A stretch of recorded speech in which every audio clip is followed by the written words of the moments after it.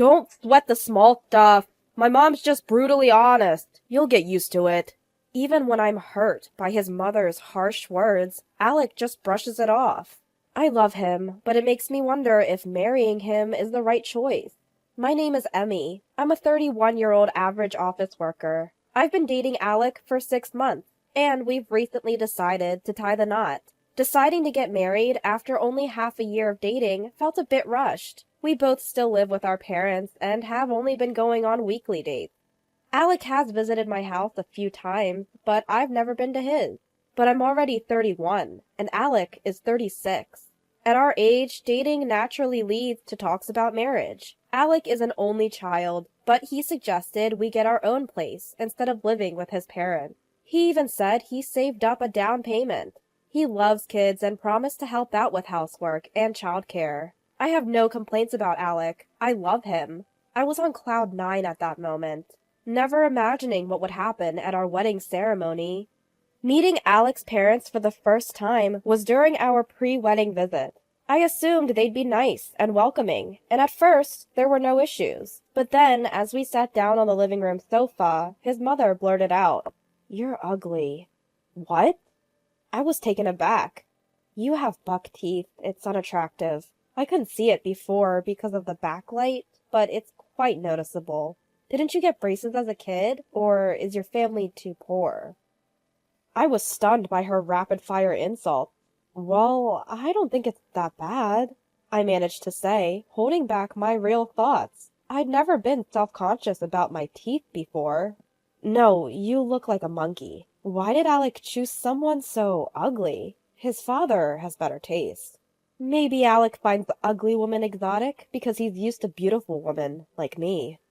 Alec's mother continued to belittle me. She wore heavy makeup, and sure, she was attractive, but her makeup was so thick, it looked tacky. Woof, there aren't many beauties like Mom. I take after Dad, so Emmy is a good match for me, Alec said, failing to defend me. Emmy, you should learn some makeup tips from my wife. Maybe you'll look a bit better, Alec's dad added, sounding polite, but still rude. I learned that Alec's mother had won a local beauty pageant, a small-town beauty contest. Why does this family have such a big attitude over something so trivial? And why isn't Alec standing up for me? I was at a loss for words in the face of such rudeness. Then Alec's mother smugly said, "Feeling bad. This is why I don't like women. They get moody so easily. I'm just an honest person. If someone said the same to me, I wouldn't care." I wanted to say, "You're a woman too," but I held my tongue. Alec seemed unfazed. His dad added, "My wife has always been like this. She's straightforward, so we rarely have nasty fights. Emmy, you're lucky to have such an honest mother-in-law." Are you kidding me? I thought, but didn't say anything. I had no idea Alec's parents would be this intense. I barely remember how we wrapped up that visit. After the awkward visit, Alec offered to drive me to the station. On the way, I decided to ask him about what had been bothering me. "Do you think I have buck teeth?" "I don't mind them," he replied. "Good, but why did your mom call me monkey-like?" "She's just honest, isn't she?" I wasn't satisfied with Alec's answer, but I moved on to my next question. What did you mean by settling for me? This had been bothering me too. It means we're a good match. Wait, what? So he's saying I'm not as beautiful as his mother. Not only was he not defending me, but he was also being downright rude. I wanted him to compliment me, even if it was a lie. Should I reconsider this marriage? I was starting to have doubt. I had my reasons for wanting to move out and get married. My brother Justin was already married and living at home. We have a large house in the suburbs with plenty of rooms. I had planned to move out when Justin got married, but we all get along so well, and his wife Beatrix is so friendly that I've stayed put. But I knew it was time to move on. When I got home, Justin had just returned from work. I asked him the same question. "Do you think I have buck teeth?" "What? No, never noticed." "Right? Did someone say something? You were visiting Alec's family today, right?" "No, just wondering." I dodged, impressed by his intuition. A warning bell was ringing in my mind, telling me to reconsider the marriage. But I had come this far. We'd be fine as long as his parents stayed out of our lives, I told myself. Then came the wedding day. Throughout the preparations, my mother-in-law kept criticizing me. I decided to ignore her. I had a lot to do, and we rarely saw each other. If we could just get through the wedding, we'd be married. We'd be happy. Or so I thought. Unfortunately, an incident occurred. It happened while my boss was giving a speech, praising me to the skies. I was both pleased and embarrassed. I looked up to see how my family was reacting and caught my mother-in-law's eye. She didn't seem to find it interesting that I was being praised and had a surprisingly hateful look on her face. She looked furious, probably from too much wine. Empty wine bottles littered the table. Mother-in-law slowly stood up. She stood up and walked toward the MC, grabbing the microphone. The host was confused, and I couldn't help but be confused too. Emmy is in the sun at work. Listen, everyone, she shouted, interrupting my boss. It was incredibly rude. Mother-in-law continues, without worrying.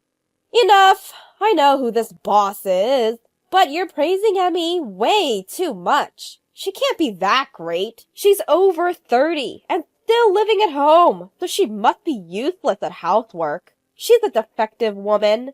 Even with makeup, she's ugly. The room fell silent. My boss stood frozen, still holding the mic. Hey, what are you doing? Stop it! My boss was speaking, I shouted, my voice echoing in the room. My mother-in-law looked dangerously drunk. I'm just telling everyone the truth. I'm exposing you for what you are. This isn't the time or place for that. It doesn't matter. Women should speak their minds too. If something's wrong, it's wrong. Your boss didn't praise you that much either. Gender doesn't matter here. We're talking about interrupting a speech. As I argued, I realized something.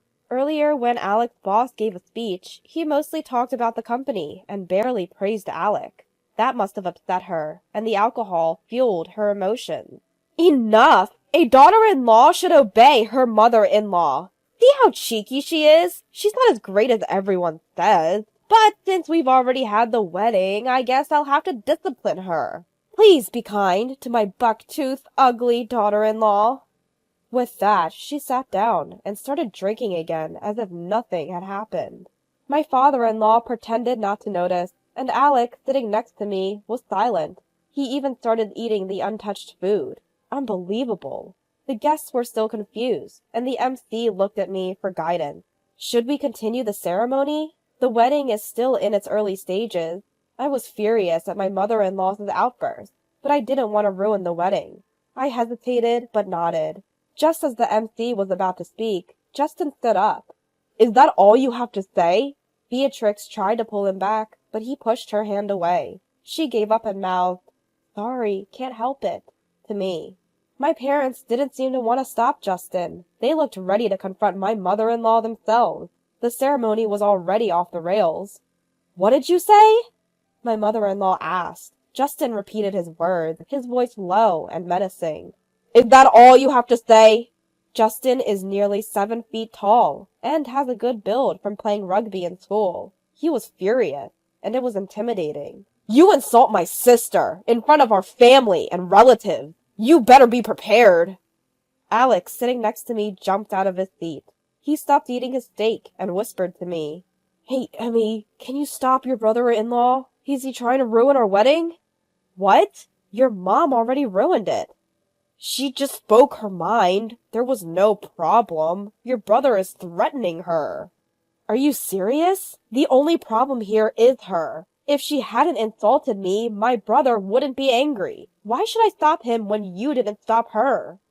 I was so frustrated with Alex's response that I stopped engaging with him. Let it be. I shook my head at the MC, who was looking at me for guidance. No, I'm just being honest. I just say what I think. My mother-in-law tried to defend herself, visibly intimidated by Justin. You think that's an excuse? Can an adult distinguish between when it's appropriate and inappropriate to speak? It was just a joke, to lighten the mood. Don't take it so seriously. It's not something to get angry about. It absolutely is! This is a wedding! It's not just our family here. There are many people who care about Emmy. You, who are supposed to become her mother-in-law, just insulted her in front of everyone. You basically announced you're going to make her life miserable. Scattered applause broke out at Justin's words. Brother-in-law, I'm sorry. My mom didn't mean any harm. Alex stood up to make excuses. Alec, you're apologizing to the wrong person. And no excuses. If she meant no harm, how could she say something so stupid? Well, my mom is just honest. That's self-proclaimed honesty. Being honest doesn't give you a free pass to slander. Alec was at a loss for words, cut off by Justin. Emmy, can you stop your brother? He's ruining our wedding. My mother-in-law pleaded with me in a pathetic voice. Yeah, Emmy, stop your brother. Don't make it hard for my wife and son. My father-in-law finally spoke, only to piggyback on my mother-in-law's words. They really were two peas in a pod, not thinking they did anything wrong. What are you people? My father finally couldn't stay silent and stood up. After ruining my daughter's wedding, you make it sound like my son is the bad guy. Slander, human rights violations, you must really want to be sued. We're done with family ties, but we'll meet plenty in court. Wait, suing? I just wanted a family where we could speak our minds. Right, Emmy? We could get along, couldn't we? My mother-in-law changed her tune after hearing my father's words, trying to excuse herself in a cloying voice. Her words and attitude were enough to make my anger explode. So, you think it's family-like to unilaterally badmouth your son's wife? To ruin a once-in-a-lifetime event, like a wedding?